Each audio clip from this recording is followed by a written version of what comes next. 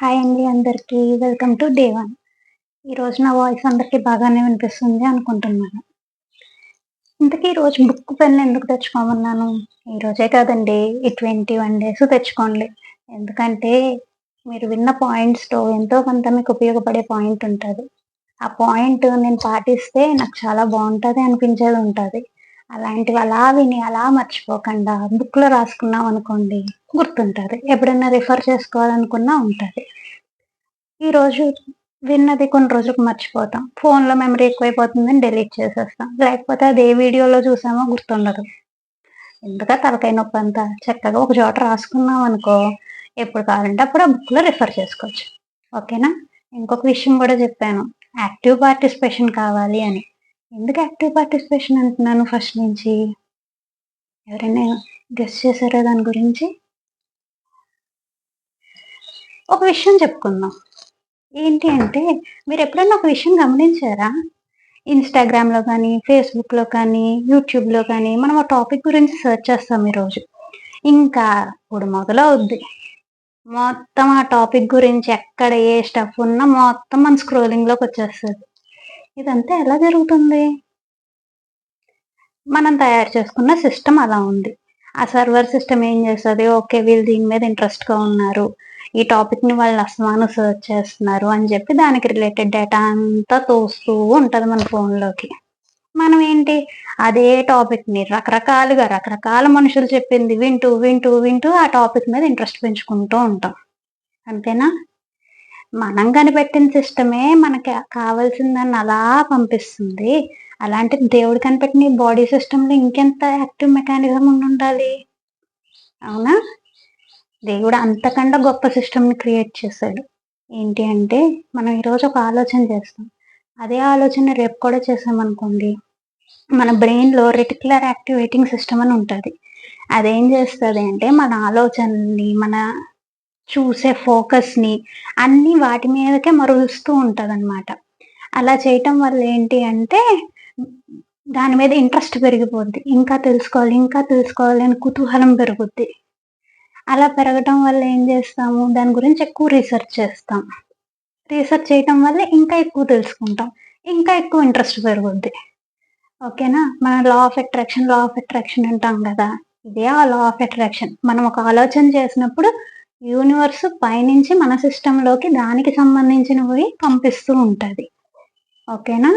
అందుకని మీకు ఆ ఇంట్రెస్ట్ క్రియేట్ చేయటం కోసం మిమ్మల్ని యాక్టివ్‌గా పార్టిసిపేట్ చేయండి అని అడుగుతున్నాను. ఎప్పుడైతే మీరు యాక్టివ్‌గా పార్టిసిపేట్ చేశారో మీ బ్రెయిన్ హెల్త్ వైపుకి తిరుగుతది. ఎప్పుడైతే హెల్త్ వైపుకి తిరుగుతుందో దాని మీద ఇంట్రెస్ట్ మొదలవుతది. ఇంట్రెస్ట్ మొదలయ్యాక దాని మీద ఇంకా రీసెర్చ్ చేసి ఇంప్లిమెంట్ చేస్తారు. అసలు ఈ కష్టాలన్నీ అదే కదా! ఇంప్లిమెంట్ చేయలేకే కదా! చాలా నాలెడ్జ్ ఉంది మనకి. యూట్యూబ్‌లో, వాట్సాప్‌లో, ఫేస్‌బుక్కుల్లో, ఇన్‌స్టాగ్రామ్‌లో ప్రతి దాంట్లో ఏ రోజు చూసినా బోలెడంత హెల్త్ రిలేటెడ్ నాలెడ్జ్ ఉంది. మరెందుకు మన హెల్త్ బాగోట్లేదు? దాన్ని పాటించట్లే. ఇంకొకటి ఏది మన బాడీకి సెట్ అవుద్దో కూడా మనకు తెలీదు. బోలెడు మంది బోలెడు రకాలు చెప్తారు. కాబట్టి దాన్ని పాటించాలి అంటే మనకి దాని మీద ఇంట్రెస్ట్ క్రియేట్ అవ్వాలి. ఇంత కాంప్లికేటెడ్‌గా చెప్పారు. సింపుల్‌గా చెప్పండి అంటారా?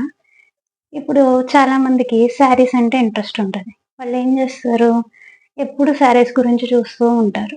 ఎక్కడికెళ్ళినా, ఏ షాప్‌కెళ్ళినా, ఏ ఫంక్షన్‌కెళ్ళినా వాళ్ళు ఏమి కనిపించదు. వాళ్ళ ఫోకస్ అంతా శారీస్ మీద ఉంటది. ఎవరెలాంటి శారీ కట్టుకున్నారు, ఇప్పుడు ట్రెండింగ్ శారీ ఏంటి, సెలబ్రిటీస్ ఏం కట్టుకుంటున్నారు, అలా వాళ్ళ ఫోకస్ అంతా దాని మీద తిరుగుతూ ఉంటది. అదే ఆర్నమెంట్స్ మీద పిచ్చున్నోళ్ళు ఎక్కడ చూసినా వాళ్ళ కళ్ళకి ఆర్నమెంట్సే కనిపిస్తాయి.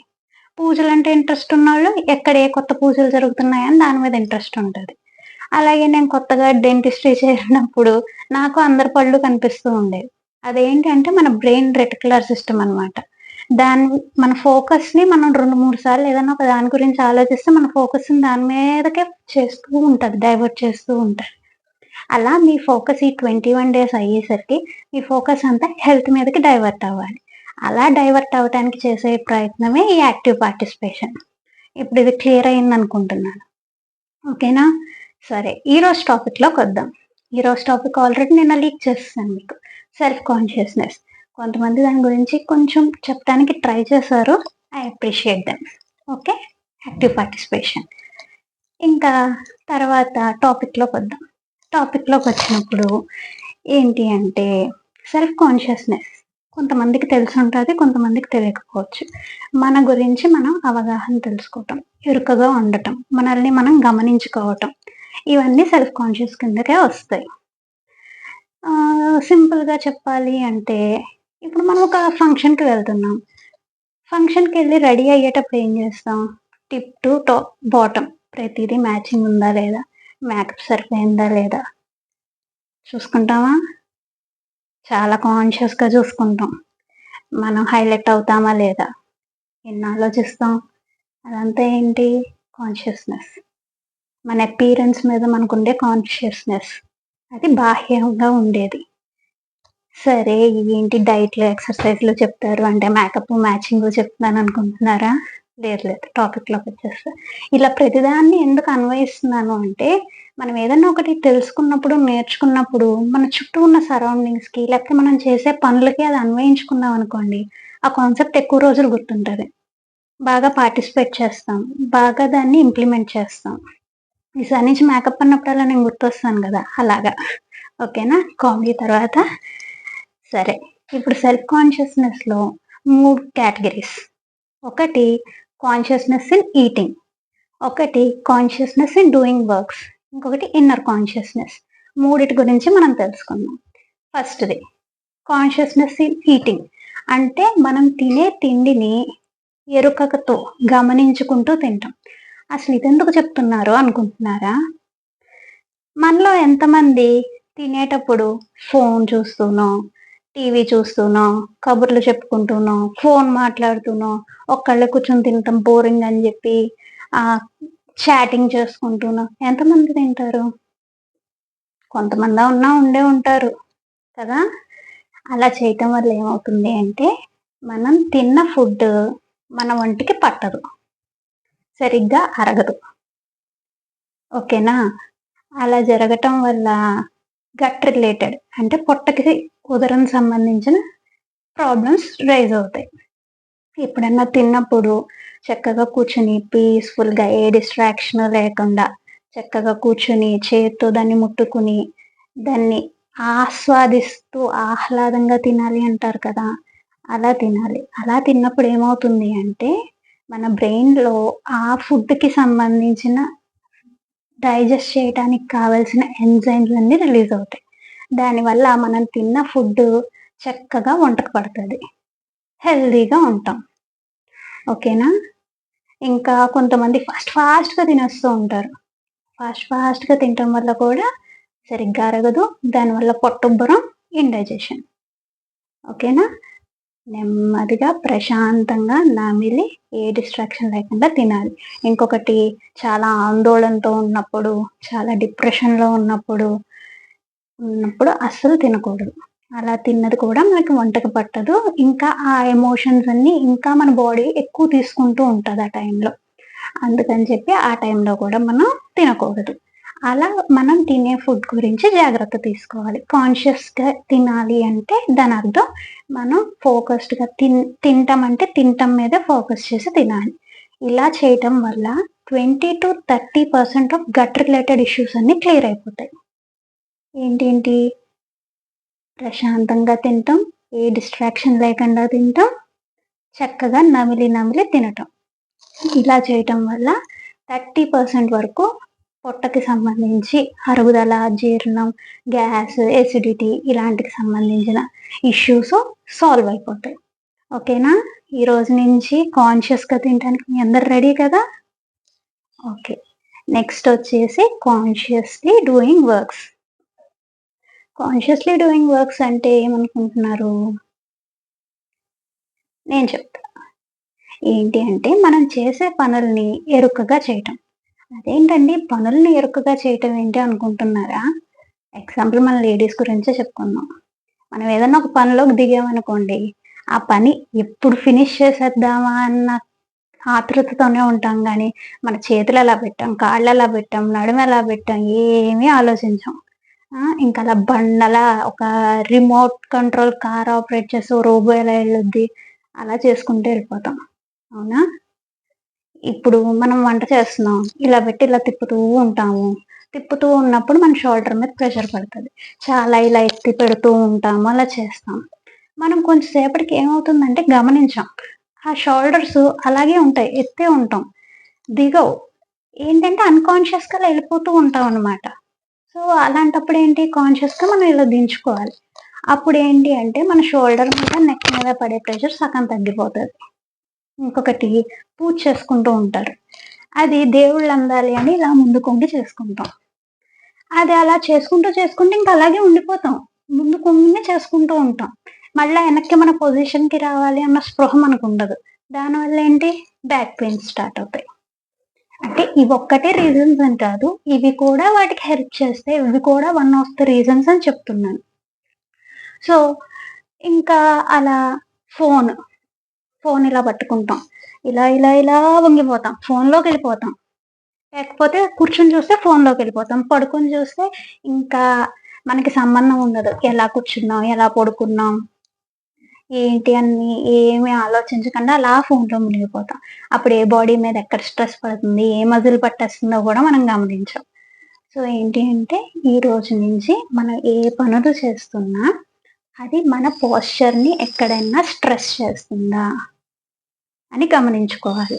అలా ఏదన్నా ఒక పోస్చర్‌ని స్ట్రెస్ చేస్తుంది అని మనం గమనించుకొని, ఆ మజిల్ పెయినొస్తుంది అని మీరు గమనించుకున్నారనుకోండి, నెక్స్ట్ టైమ్ నుంచి ఫోన్ ఇలా చూస్తున్నారు. నెక్స్ట్ టైమ్ నుంచి ఇలా చూస్తారు. అప్పుడు మీ నెక్ మజిల్స్ స్ట్రెయిన్ అవ్వటం తగ్గుద్ది. పూజ ఇలా చేసుకుంటున్నారు. కాన్షియస్‌గా ఇలా వెనక్కి కూర్చొని మీరు ముందుకు వెళ్లి వేస్తారు. తర్వాత వెనక్కొస్తారు. సో, ఇవేంటంటే ఎగ్జాంపుల్ కింద చెప్తున్నాను. ఇవే మీకు అవుతాయి అని కాదు. మీరు మీ పనులు చేసే వాటిలో గమనించుకోండి. ఎక్కడ ఏది చేయటం వల్ల నాకు స్ట్రెస్ పడుతుంది. దానివల్ల ఒక స్పెసిఫిక్ నొప్పొస్తుంది అన్నది మీకు తెలుస్తది. ఎప్పుడన్నా మనం ఇలా వంగుతాం కాబట్టి ముందు వైపు నొప్పి రాదు. వెనక వైపు నొప్పి వస్తది. అంటే ఆహ్, ఇప్పుడు మనం ఇలా ఎక్కువ సేపు ఉంటున్నాం కాబట్టి దాన్ని బ్యాలెన్స్ చేయడానికి ఇక్కడ స్ట్రెస్ పడతది. సో, ఆపోజిట్‌లో దాని స్ట్రెస్సు, పెయిను ఉంటది. సో, దాన్ని గమనించుకోండి. ఇలాంటివేవన్నా ఉంటే పోస్చర్ కరెక్షన్స్ చేసుకుంటే మీకు 20-30% ఆఫ్ బాడీ పెయిన్స్ తగ్గుతాయి. సో, ఈ రోజు నుంచి ఎక్కడెక్కడ మీ పోస్చర్‌లో రాంగ్స్ ఉన్నాయి, ఎక్కడెక్కడ మీరు స్ట్రెస్‌ఫుల్‌గా కూర్చుంటున్నారు అన్న దాని గురించి గమనించుకొని దాన్ని కరెక్ట్ చేసుకోండి. ఇంకా లాస్ట్‌ది ఈ రోజుకి. ఏంటి ఇప్పటిదాకా చెప్పింది ఇంకా అవ్వలేదా? ఇంకా ఇంకోటుందా అనుకుంటున్నారా? లేకపోతే హమ్మయ్య! లాస్ట్ అంది అనుకుంటున్నారా? సరే. అన్నిటికన్నా పెద్దది ఇదే. Inner consciousness. తినటం అయిపోయింది, కదలటం అయిపోయింది. ఇంకా ఆలోచనలు. ఆలోచనలు ఎలా కరెక్ట్ చేసుకోవటం, ఆలోచనలను ఎలా గమనించడం అనుకుంటున్నారా? నా ఫేవరెట్ సద్గురు ఉన్నారు. ఆయన ఒక చిన్న టెక్నిక్ చెప్పారు. ఏంటి అంటే, ఒక రూమ్‌లో బుక్కు, పెన్ను పట్టుకు కూర్చోండి. ఏముండకూడదు. ఏ మనుషులు ఉండకూడదు, ఫోను ఉండకూడదు, టీవీ ఏ డిస్ట్రాక్షన్స్ ఉండకూడదు. కూర్చోండి. కూర్చొని మీ మైండ్‌లోకి ఏమొస్తుందో మొత్తం వరుసగా రాసుకుంటూ ఎళ్ళండి. టైం పెట్టుకోండి. 30 మినిట్స్. 1 అవర్ చెప్పారాయనైతే. బట్ స్టార్టింగ్‌లో 30 మినిట్స్. 30 మినిట్స్ టైమర్ పెట్టుకొని, ఆ టైమర్ మోగేదాకా కూర్చొని, అలా రాసుకుంటూ ఉండండి. ఏం ఆలోచనలు రాలేదా? ఖాళీగా కూర్చోండి. ఆ 30 మినిట్స్ ఇంకేం పని లేదు. బుక్కు, పెన్ను పట్టుకొని కూర్చోవటం. ఆ 30 మినిట్స్‌ని 1 అవర్‌కి పెంచండి. ఓకేనా? ఏవేవో రాసేశారు. మళ్ళా ఎళ్లి ఎనక్కెళ్ళి అవన్నీ చదువుదాం అనుకోకండి. మొత్తం రాసిన తర్వాత ఆ పేపర్‌ని చింపేయండి, లేకపోతే కాల్చేయండి. ఏంటి చింపేయమంటున్నారు, కాల్చేయమంటున్నారు అనుకుంటున్నారా? కరెక్టే విన్నారు మీరు. ఎందుకంటే, ఇంకా మీకు సింపుల్‌గా అర్థం అవ్వాలంటే ఒక మాట చెప్తా. మీ ఫోన్ ఎప్పుడైనా స్లో అవుతూ ఉంటదా? అప్పుడు మీరేం జేస్తారు? నేనైతే ఫస్టు యూజ్డ్ అప్లికేషన్స్ ఉంటాయి గదా! బ్యాక్‌గ్రౌండ్‌లో రన్ అవుతున్నవి. అవన్నీ క్లియర్ చేస్తా. క్లియర్ చేశాక ఫోను కొంచెం స్పీడ్ పెరుగుద్ది. మీరు కూడా అదే చేస్తారనుకుంటున్నా.